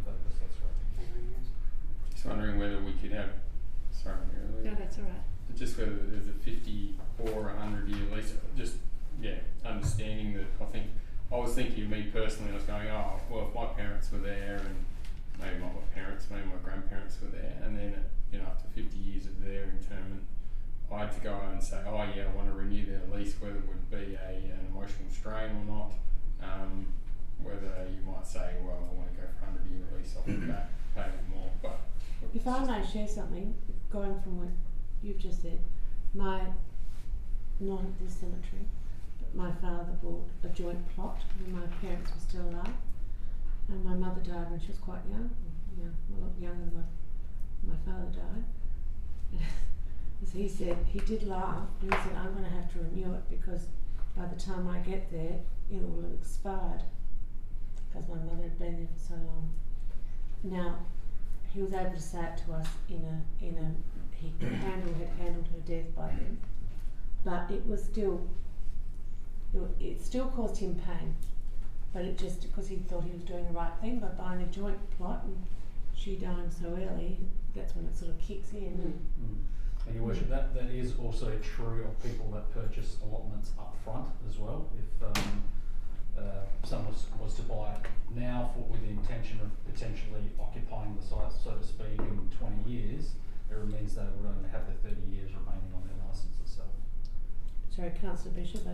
I'm talking from personal experience. Our family own a massive plots up at Norton Summit. So my great-grandparents, great-grandparents, grandparents and parents, and I say throw me in there as well. What I'm talking about, well, the question is, how are we going to track these plots? In our family, it has always gone from the eldest to the eldest to the eldest. So quite recently, I signed over, because I'm the eldest in our family, the control of the family plots to my brother, who actually owns the property at Basket Range, and therefore it was more appropriate.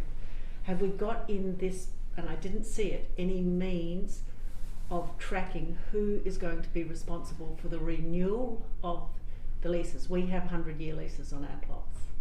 because in 100 years it's very difficult. Your Worship, there is no provision put within the policy to cover off on that. That would be done through a family next of kinage upon the time of burial, whether it was done through ACA or whichever management. Ours was managed by the Adelaide Hills Council, and their policy, I believe, is it goes from the eldest through.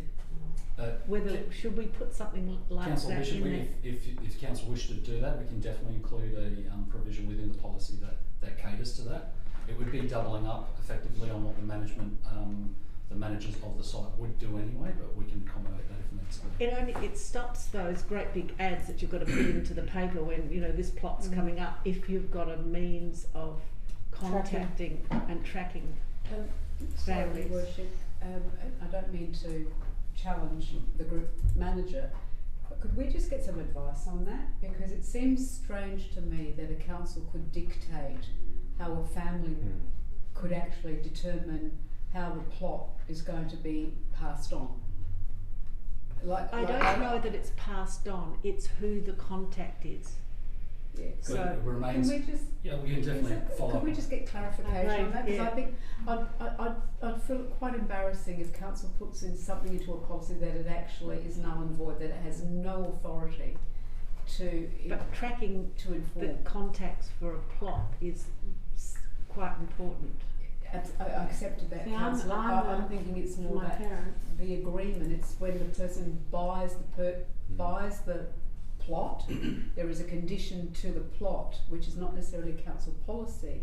It would be driven by the managers. That is correct. the Management Act. Yes, that's correct. Yeah. So it's not a council policy that dictates that. It's the Act. Well, if we could invest that. That's why I'm suggesting we get it clarified. Councillor Williams? You would think would be, thank you, Mayor Fricker, you would think would be covered through the management structure as Scott just mentioned, but Councillor Wilkins' comment about the 99-year lease, and correct me if I'm wrong, Scott, I don't think we considered this previously. Does the purchaser of a plot have the ability to, given the policy we have at the moment, get the lease licence for 50 years but extend it immediately? Through your Worship, I don't believe, no, the Act doesn't allow for that if it's a 50-year lease. If it's a 99 straight out, it can accommodate that, but 50 plus 50, I don't believe it accommodates. You can't do that. Perhaps if you're checking whether that's something you could also check. Councillor Bishop, you have a question? Yes, I do. I actually thought that the draft was really good because while I was reading the synopsis to begin with, I wrote down lots and lots of questions and they were all answered in the draft, except this one, which is 4.6.2. It says, the need for each cemetery site to be managed and maintained to a standard consistent with the significance and importance of a family's memorial place. Who does that? Is that the family or is that the council? Through your Worship, so Council would implement a landscaping and management plan for the cemetery to keep it to the specifications of expected of the community.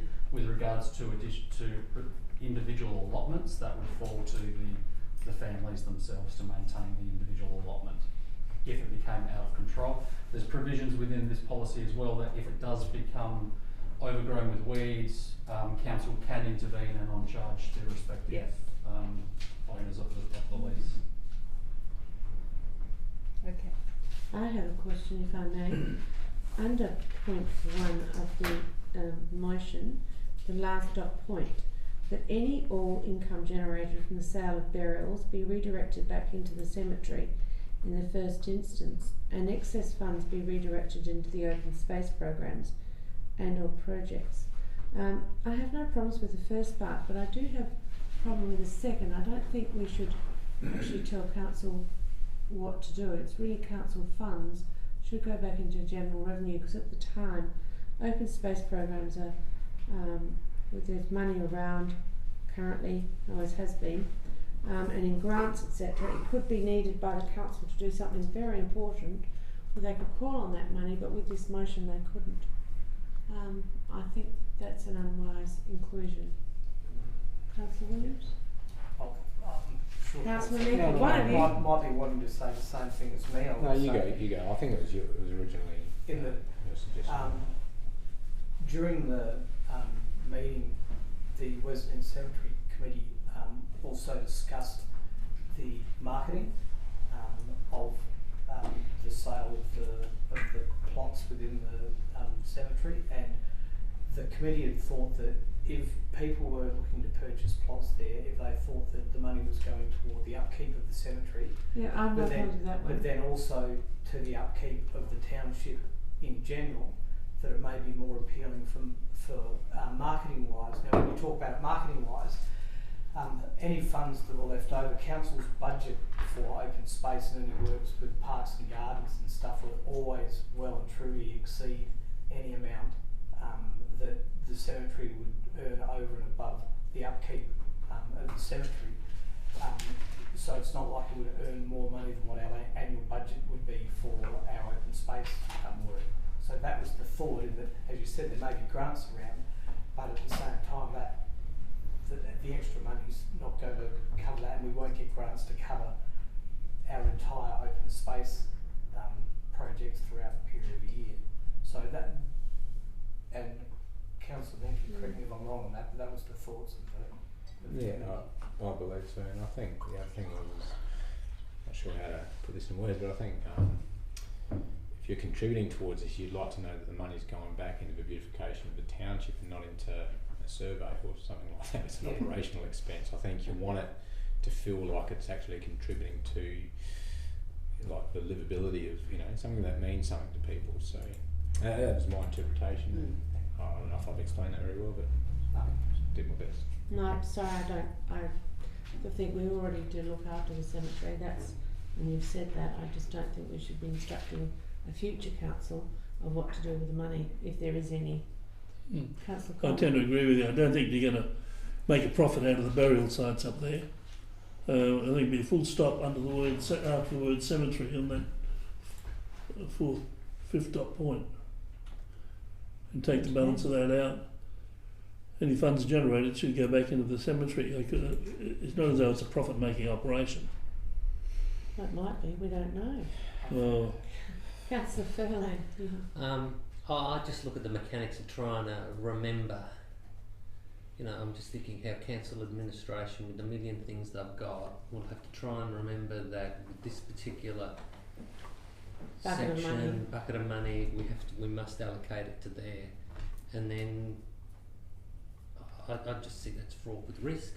I think the concept of saying, maybe rather than saying it has to go into this open space program, maybe put in there something to say could be or with high priority, or given special consideration or something, so that if for some reason it gets forgotten, and it doesn't, then administration and council are not called out with potentially a liability. That's what worries me. Yeah. That's my only concern, that there should just be a bit of a risk, managing that risk, because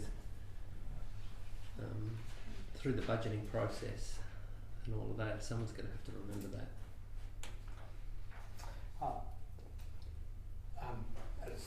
That's obviously from the information we've got here. That was the intention of the committee, and obviously administration's job to monitor those things through policies, and also that future councils have the opportunity to rescind any of these motions as well.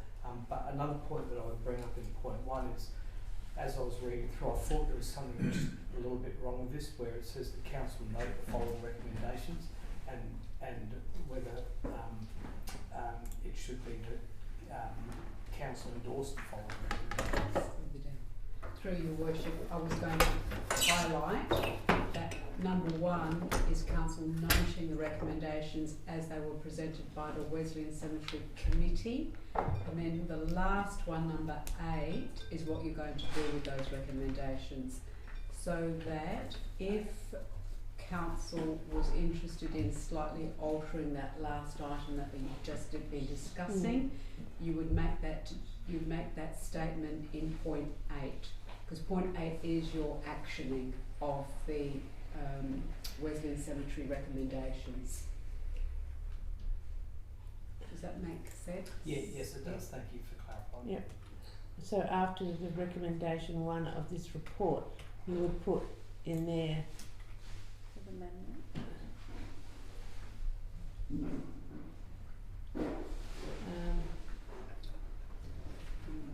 with an alteration regarding the No, income. Mayor, I would like to move the recommendation as it stands. Not making any alterations at all, I would move it. I'd be happy to move the recommendation as it Okay. stands. It's fine. Seconder? We haven't finalised what we're going to do about the extra money, have we? No, that's what Councillor William has said. He doesn't want the alteration.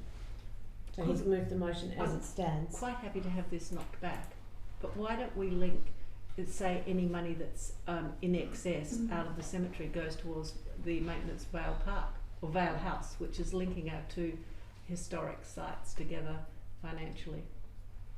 Just a thought, but you can say no. It's again the same things, which is what Councillor Furlong raised, and that's future councils and administrations are going to remember that. And you're restricting the way council and administration could undertake the necessary works for the township if we do that. Right. If there's something really critical and there's this money there, they can't access it. I want to support the intent of the Wesleyan Cemetery Committee. Yeah, I'll second that as well. Yeah. Well, we have a mover and a seconder, so I'll put the motion. All those in favour? Against? Oh, hang on. We'll do it again. All those in favour? Against? Carried. Okay. We now move on to 14.3.7, which is the Future Living Code Amendment, Closed Housing Project Policy. It's been, the letter and information has been circulated to everybody, which is terrific that they're that it's going to go out for a consultation. Are there any comments or questions regarding the report? Yes, Councillor. Just really, what are the next steps? Because once obviously we support the amendment, then let's say assume the amendment is approved, then what do we see as the next steps from our side, or Welcome, Josh, those by the way. selected councils that are in supporting it? Through the chair. So at this stage, we're just writing back to confirm that we're interested. We still need to proceed with the code amendment and go to public consultation. So at this stage, we're only offering agreement. There's still an option for us for council to consider it further down the line. Okay. So it goes to public consultation. Correct. Okay. Yeah. Thank you. And there'll be a public engagement strategy that will come back to council. I'm happy to move it if anyone's got any Thank you, other. Councillor Fallon. May I have a seconder? Councillor Williams. All those in favour? Thank you. Carried. Right, we move on to identification of items for individual consideration. And I'll just hold them. Sorry, I just get myself organised here with all these folders. It's interesting. Right. So, if you please say it loudly, I'll go for 16.1.1, 16.3.1. I wanted to make a comment on 16.1.1. Sorry. Sorry. Behind. Remember, I haven't got peripheral vision. Yeah, 16.3.1 monthly works report. 16.3.2 monthly financial report. I've got a question. 16.3.3 decisions of council assessment panel. 16.3.4 the community services quarterly report. 16.3.5 the Walkerville Oval Redevelopment Committee minutes. 16.3.6 the Women of Walkerville Committee minutes. 16.3.7 the CEO Performance Review Committee minutes. 16.3.8 the Strategic Planning and Development Policy Committee minutes. 16. Sorry, yes, thank 16.4.1 Era Water Board minutes. 16.4.2, the Harbury Landfill Authority Ordinance. 16.4.3, the East Waste Ordinance. 17.1, the correspondence from Green Adelaide. Hang on, someone's wanting to talk. Oh, sorry, I've missed, apologies. 16.5, the outstanding council resolutions action report. No? Right. Would someone move that the rest of those reports be noted? Further recommendation? Councillor Joshi. Second, Councillor Common. All those in favour? Thank you. Carried. We now move to 16.1.1, update on the local heritage in transition DPA. Councillor Bishop. My question was, when was the work done on the contributory items? And when I say, when were those people written to? And the reason that I ask this question is that I note that, and I went through all those in the Dindy who said no, they didn't want to be part of it. And I noted that on Dutton Terrace specifically, number 10 and number 18 have changed hands in the last, I would say, 18 months. And number 40 Dutton Terrace quite possibly will shortly. So, should we be rewriting to the new owners and saying, how about having your house made a contributory item? Because when you look at what that contributory item does, or it limits what can happen. I know that the neighbours either side of those houses would love to have that house and the development of what can happen on those blocks stopped. Am I making sense? Worship, I might have to take some advice on this, but my understanding is the code amendment process is completed. The minute that the minister signs off on it, that is complete. We've gone through the formal statutory obligations. We consulted earlier this year. We did, actually it was more than a matter of months. The contributory item process was close to a year long. If you recall, we engaged a heritage architect to work with us. We had a number of drop-in sessions, we had a number of information sessions, and I'm pretty confident that consultation process concluded at or about June, July of this year. Every property owner was written to, was given a one-on-one opportunity to meet, and a lot of people did take us up on that. We then submitted the information we needed to the Commission. They wanted further and better particulars of us. We resubmitted the information they requested, and eventually Council was satisfied with where it was at, and then resolved to submit the 34 properties onto the Minister, which is what we've done. The Minister's now considered the matter and has agreed. It's been gazetted. It was gazetted on Thursday last week, and the regulations are in the process of being amended. So I'm pretty confident in suggesting that it's all over Red Rover. That said, I will take advice as to whether or not, if we were to write to owners of new properties, knowing that properties have changed hands, if they wanted it to be elevated, how would we go about doing that? It's not my field of expertise. It's not the group manager's field of expertise, but we will certainly seek clarification on that. I would just like to see, and I only looked at Medindi, but I'd like to see more of our suburbs protected, because Dutton Terrace is a developer's dream world going down there. Your Worship, because of the size of the block. In response to that, Council's made it clear in the past throughout this whole process that you will abide by the wishes of the owners of the property. So notwithstanding your desires to protect properties, if you're not the owner of that property, then Council has already indicated that they will do what the owners wish. So it's going to be a bit tricky. I know, it's difficult, to isn't instruct it? people. Yes. Yeah, where you've already made a decision to take on board what the residents are saying. No, this is off on a tangent, but I'm just trying to think, if I was living next door to one of those half-acre blocks and a developer built it and decided to put 5 stories on it. Can one house put a caveat over the other? Because we have a caveat. Our house has a caveat over the other house next door, which Tom Phillips put in place over Marcia Haywood, which is interesting. And so our house has a caveat on the house next door to stop them from building a 2-storey house next door. Now, whether that's defunct now or not, but it's on our title. Can one house do that to another? No idea. I've got no idea either. That's what I'm asking. I think only if the other householder Agrees. consents to it, because it's a change in their title. Not that I'm an expert, but It's a bizarre one, isn't it? yeah, that's a good thing to have actually. We'll get Because they can't take it away from you.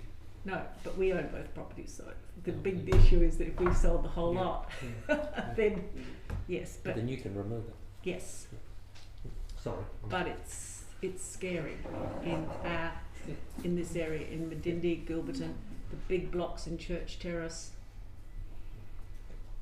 And I noted that Edwin Terrace, almost to the house, has signed on because they don't want to lose the ambience of that street. Right, would you move the motion to proceed? Thank you, Councillor Bishop. May I have a seconder? Councillor Fallon, all those in favour? Thank you, carried. Sorry, all those in favour? Thank you, carried. Now we move on to the monthly financial report. Councillor Furlan and Councillor Bishop both have questions. Councillor Furlan. Thank you. Just really around that page 570, the Levi Caravan Park, the 587,000. Just want to clarify from my memory, that's a cash sitting in a term deposit, is it? Through your worship, effectively there was $170,000 which was put in a reserve account a number of years ago for the purpose of upgrading the park as and when it was required. There was an additional $414,000 we received as a result of the cabin sales, and that $414,000 has been put into the reserve account as well to fund the upgrade of the underground services as and when we draw on Okay, that. so you'll draw down on that. Yes. Okay. Right. Then the debtors, there's majority is still sitting with the sports club, and my understanding from the last meeting that was going to be paid off by the end of August. No, the sports club debt will be paid off by the end of their lease term. So they're built into their leases that they pay an amount of $11,200 a year, broken into 4 quarterly instalments. It's been there for a while. Yes, no, that's right. That's good. Oh, that's it. Thank you. Thank you. Councillor Bishop, you had a question? This question may have been in discussion but I'm not quite sure, and I wasn't listening to the conversation anyway, and it was regarding the civic centre's energy requirements. Just curious, if the consumption is down and the production's up and the export's up, but our return is less, is that because we're getting a lesser amount in the amount of power we're putting back into the system, back into the network? Through your worship, it's primarily as a result of less sun this year. Even though our production was up? Yep. Did you say less sun? Less sun to fuel the solar panels themselves. Are we having our solar panels cleaned? Through your worship, yes, we are on a maintenance program that have them cleaned once a year, and they also provide us with a report if there's any faults with the system. We received the report, I think it was a fortnight ago. There was 2 minor faults with the system throughout the course of the year, which has been rectified. Excellent, thank you. Thank you. Someone move that it be accepted. Thank you, Councillor Furlan. Second, Councillor Bishop. Yes. Thank you. All those in favour? Thank you. Carried. Move on to 16.3.8, the Strategic Plan and Development Policy Committee minutes. Councillor Williams, you put your hand up. Yes, thank you, Mayor Fricker. Probably a question to Ben as much as anything, and this is obviously just the minutes that have been accepted by council. However, I was having a read through them again, and you probably remember the discussion from SPDPC around the first dot point there that's including the Alfred Street concept in conjunction with Walkerville Redevelopment Master Plan as pertains to the pre-Kimby playground and cricket nets area in order to establish a bespoke gateway. The members of SPDPC that were there at the time, no doubt, agree with that. That's the what was moved and everything. However, there was also some discussion around some grant funding that was being sought for that street, and the possible change in, and I know that also mentions design, which will come back to council, about the possible change in design if cars were to be removed from Alfred Street, given that there's an opportunity to perhaps put some parking down at the end or around the corner of Alfred Street, form part of the gateway and make it more of a boulevard, which was as the committee had discussed, was a desire of the committee. I guess what I'm really asking is wanting to make sure that that's caught as we go through the process to further design, and also as spoken about, even if it meant that, because I think the grant, if you've got it, we had 18 months or something to spend the money, which gave us that time to then consider exactly what was the best approach forward, and the likelihood of getting the grant was also tied to whether it was cars removed and just trees put in. So more so for the rest of the members than the SPDPC members, it might be good if you can perhaps give a little film. Yep, so through your worship, we, after the SPDPC, we went back to the designers and we've done and had a look, and we can accommodate, we lose around about 2 to 3 metres in the playground to allow for indented parking along. So if you come out Alfred Street from Walkerville Terrace on the Warwick end of Alfred Street there around the bend, which would allow us to remove the parking from the entry gateway there. Net position is there's no loss of car parks. I think there'll be one more actually, but we can line the streets. So we, because we're on a fairly tight time in terms of the grant funding, we resubmitted that as an option as part of our grant funding. What it means is that with the way that the Green Adelaide funding works, they only fund, as part of their grants, parts of the project that directly relate to their strategic outcomes. So what it means is they don't fund any replacement of bitumen, but they will fund permeable paving, tree nets. So what we did as part of the design, we expanded the volume of permeable sections as well as adding those additional trees and cut down the bitumen to make sure that we maximise the amount of grant funding that we're eligible for. So that's in the process of being looked at now as a part of the grant. We should know that by December. So what it will be is, as a part of that process, noting the stuff with the Walkerville Oval redevelopment, it gives us an opportunity to, once it's confirmed we get the grant funding, to then go to the residents and consult with them about the parking, which obviously is going to be potentially a sore point, and that'll be a discussion. We won't be impacted even if we get the grant funding. We'll still be able to expend the amount of grant funding. It just means we're going to have more permeable sections and less trees. So they're not too fussed in terms of how it's spent. It has to be spent on green initiatives. But that's going to be a conversation once we determine whether we get the grant funding about the direction that the community and council wants to go in regards to removal of, it's not removal, it's the shifting of the parking from along Alfred between Walkerville Terrace and the Bend to between the Bend and Warwick Street.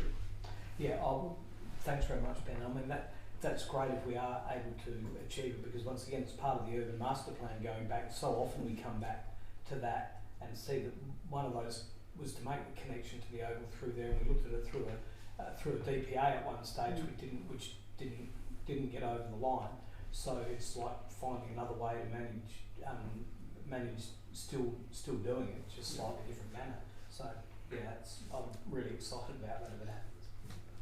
Would you please move? Happy to move. Thank you. May I have a seconder? Thank you, Councillor Bishop. All those in favour? Thank you. Thank you very much, Ben. We now move on to urgent other business. Is there any urgent other business? If not, did you do this correspondence? yes, we did. Apologies. Confidential items. We have, for the people that are watching on live streaming, we have 4 confidential items for consideration.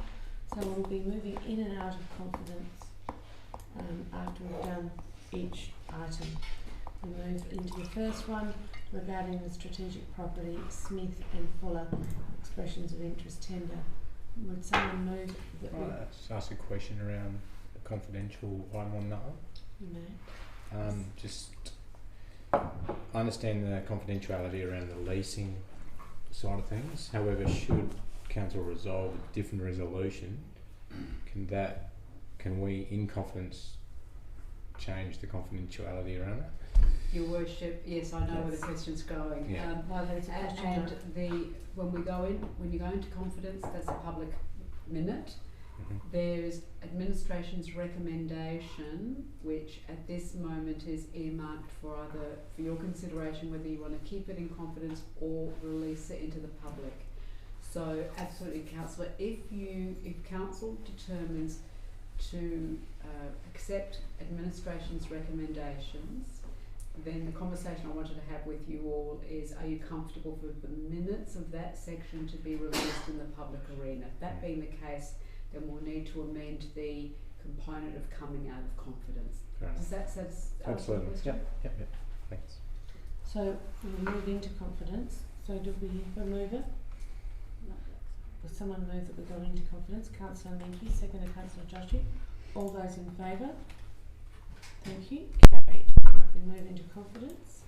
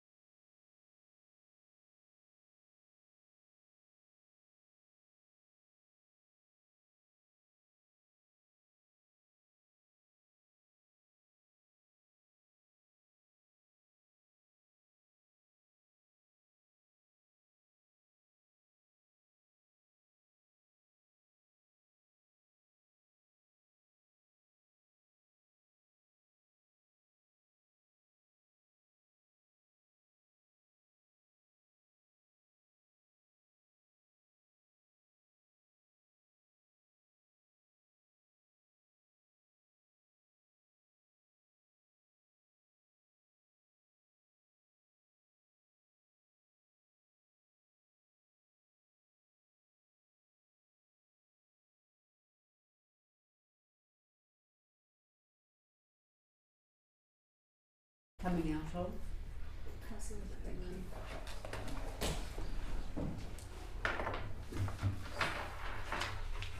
This next two won't take long, will it, please? Next three. All right. Well, so they're on the Oh, thank you. Right, we now have moved out of confidence, and now we will be moving back into confidence to discuss the public lighting pre-action notice update. Would someone please move? Thank you, Councillor Walken. Seconded, Councillor Joshi. All those in favour? Thank you. Carried. We now move into confidence.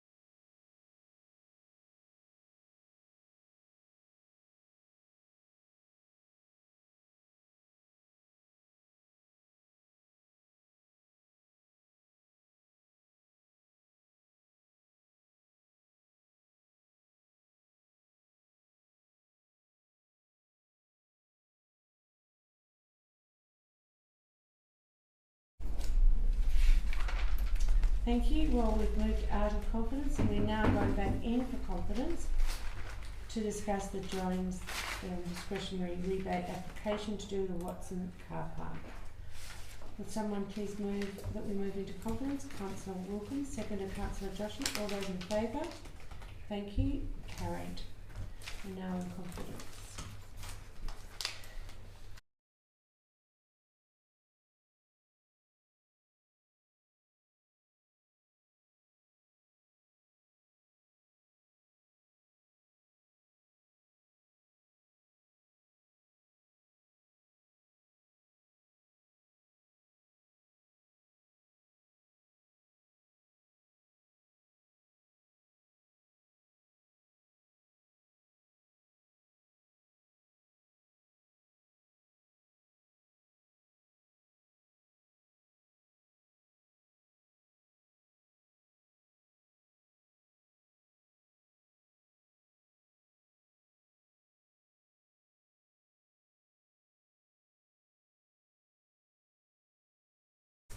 Thank you. Well, we're about to do the last confidential item, so we're going to have to move back into confidence. So this is 19.4, the Walkerville Developments Proprietary Limited Discretionary Rebates application to do with Watson car park. So I now request we move back into confidence. Would someone please move? Councillor Joshi, may I have a seconder please? Councillor Bishop, all those in favour? Thank you. Carried.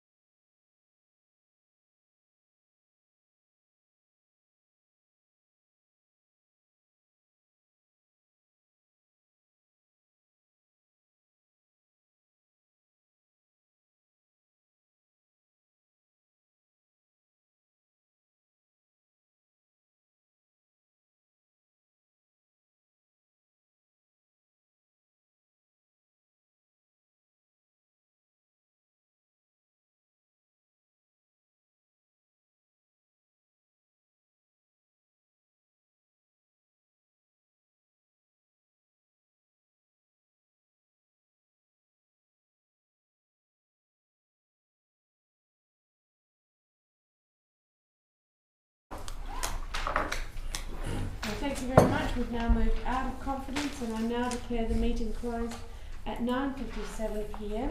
And I thank everyone who's been attending via live stream. Good night. Just one thing.